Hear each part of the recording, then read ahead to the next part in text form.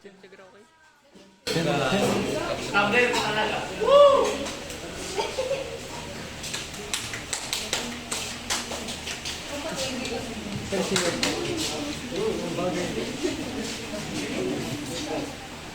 Good morning. Kapag ang mga tao ay nagtutulungan at nagsasama-sama para maabot ang isang goal, hindi lang isang tao ang gumagawa ng lahat, kundi lahat ay may ambag. Characteristic, common objective. This means everyone has the same goal. Kung may group project kayo, lahat kayo ay nagtatrabaho para makuha ng magandang grades. Voluntary participation. People cooperate because they are willing to help. Hindi sila pinipilit, usang loob silang tumutulong para maging successful ang grupo.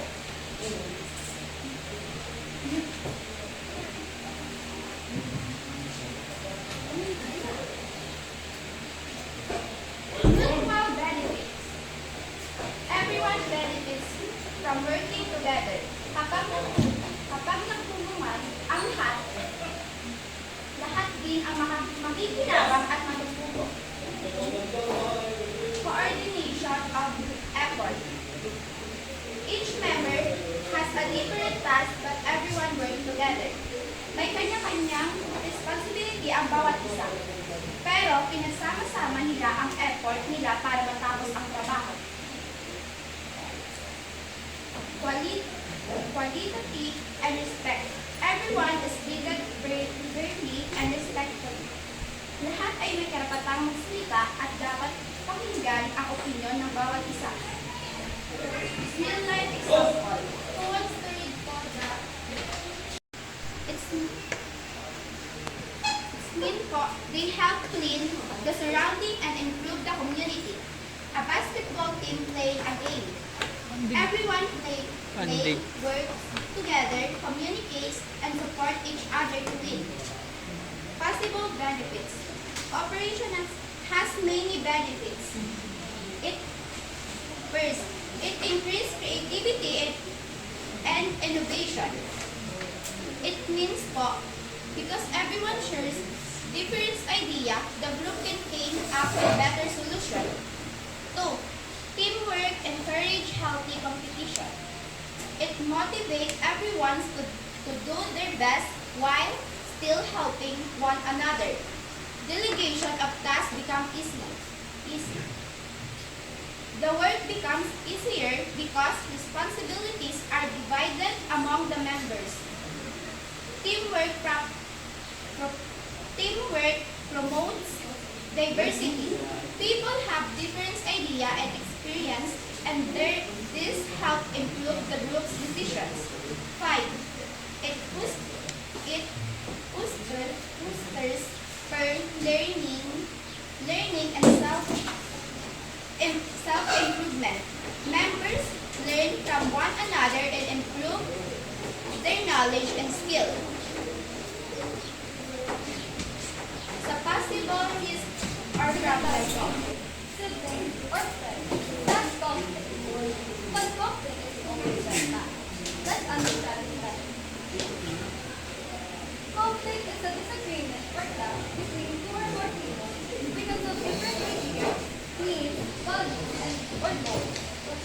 Simply put, it happens when people want different things or see things differently. Conflict is a normal part of life. In school, at home, and even in the workplace. Here are the key characteristics of conflict. It involves two or more people. There is an interest. It creates tension or emotion. It can be resolved. And lastly, it can be positive or negative. For example, we have in a group project. May contestant na nawa, ang hindi mo na speak sa effort.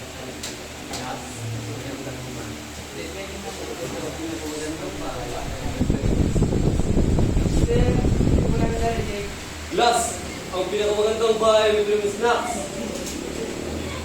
Ay, ako nga, di. Ganun ka na dahil pinakita. Sus!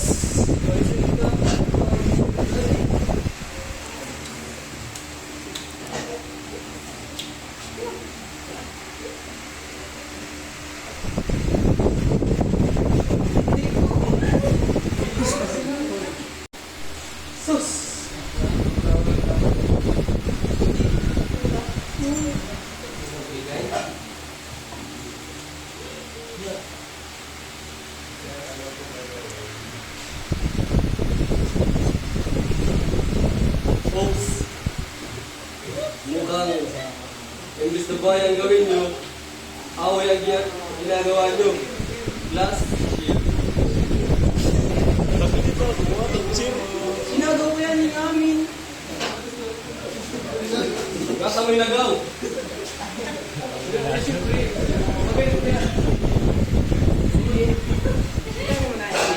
Imbis na mag-team up ka mo, Sherwin, ika sa drawing, Jared, ika sa coloring.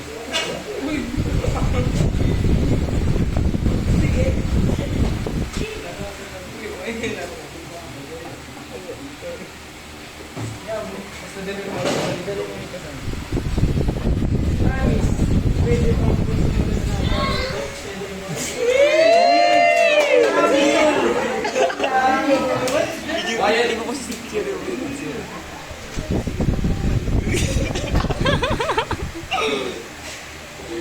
Nakulong ka sa tingnan nyo.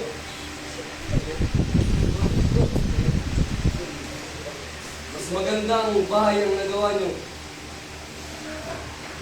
Gaya na tulungan kayo. Minsan, nagsisimula ang isang sitwasyon sa competition at nagiging conflict. Pero kapag may cooperation at marunong magbigay daan, mas nagiging maayos ang samahan at mas maganda ang resulta. Ang lamang po, salamat. Babae ako.